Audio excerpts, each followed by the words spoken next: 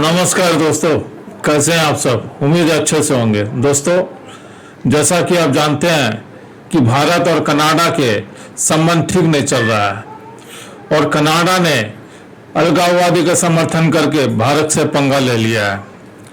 तो दोस्तों, इस पंगा का नतीजा क्या होगा और कनाडा की आर्थिक स्थिति में क्या असर होगा और भारत में इसका क्या असर पड़ेगा, तो चलिए देखते हैं दोस्तों ये वीडियो और मिलते हैं वीडियो के बाद। समर्थकों को पनाह देने के मसले पर भारत और कनाडा के बीच काफी लंबे समय से फासले बने हुए हैं, मगर अब ये फासला काफी ज्यादा बढ़ चुका है। हाल के दिनों में घटे घटनाक्रम इस बात का साफ साफ सबूत दे रहे हैं।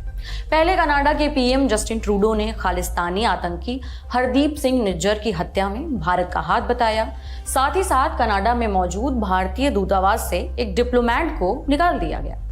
अब भारत ने ट्रूडो के आरोप को बेतुका बताया है। जवाबी कार्रवाई करते हुए भारत ने भी कनाडा दूतावास के एक डिप्लोमेट को देश छोड़ने का फरमान सुना दिया।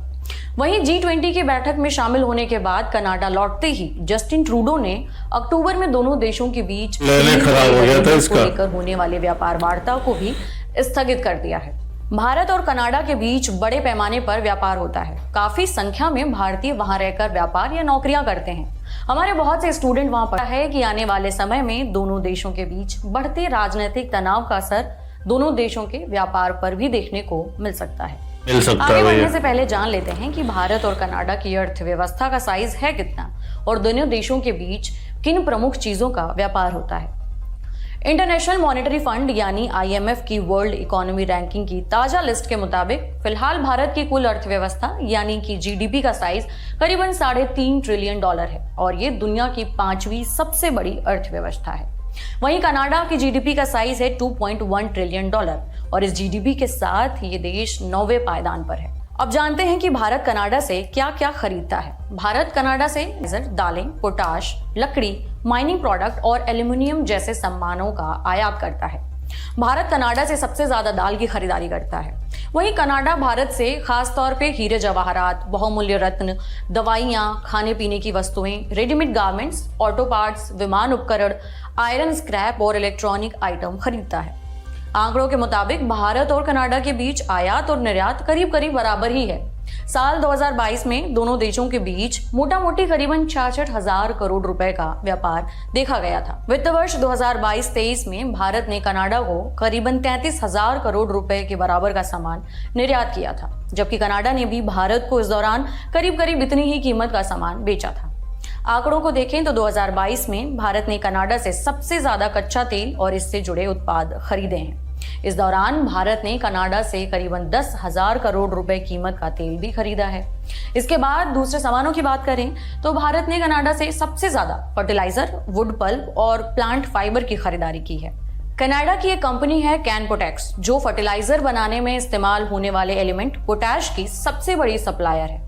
भारत की 3 कंपनियां जो पूरी तरह से फर्टिलाइजर के आयात पर निर्भर हैं, उन्होंने पिछले 3 साल में हर साल लगभग 15 लाख टन पोटैश खरीदा है। वहीं अगर भारत से कनाडा भेजे जाने वाले सामानों की बात की जाए तो पिछले साल भारत ने कनाडा को सबसे ज्यादा दवाइयां बेची हैं। इन दवाइयों की कुल कीमत करीब 3,500 करोड़ रुपए के आसपास थी।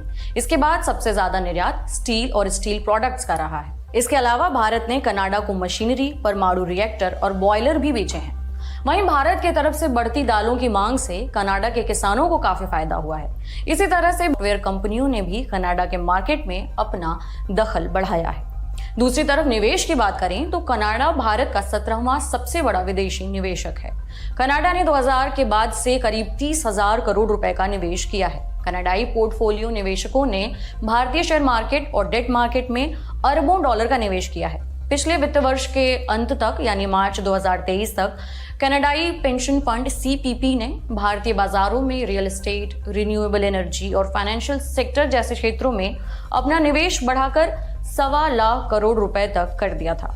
भारत में बड़े निवेश वाले अन्य बड़े पेंशन फंडों में CDPQ का नाम शामिल है। इसी तरह से कैनेडियन कंपनियों की भी भारत में तेजी से तादाद बढ़ी है। बॉम्बार्डियर और एसएनसी लेवलिन सहित 600 से अधिक कनाडाई कंपनियों की भारत में मजबूत उपस्थिति है, जबकि टीसीएस, इन्फोसिस, विप्रो जैसी 30 से अधिक भारतीय कंपनियों ने कनाडा में अरबों डॉलर का निवेश किया है, जिससे वहां हजारों नौकरियां पैदा हुई हैं। इतना ही नहीं, बड़ी तादाद में भारतीय छात्र भी कनाडा में अपनी पढ़ाई के लिए जा रहे हैं। 2018 से सबसे ज्यादा कनाडा। आपको ये भी बता दें कि कनाडा के पीएम ने अक्टूबर में होने वाली व्यापार वार्ता को भी रोक दिया है, जबकि करीब 3 महीने पहले तक माना जा रहा था कि दोनों देशों के बीच इस साल के आखिर तक फ्री ट्रेड एग्रीमेंट को लेकर शुरुआती समझौता हो सकता है। इंडस्ट्री अनुमान से पता चलता है कि कनाडा और भारत के बीच कॉम्प्रिहेंसिव इकोनॉमिक पार्टनरशिप एग्रीमेंट यानी CEPA से दोनों देशों के बीच व्यापार 54,000 करोड़ रुपए तक बढ़ सकता है। इससे कनाडा की इकोनॉमी को काफी बड़ा फायदा हो सकता है।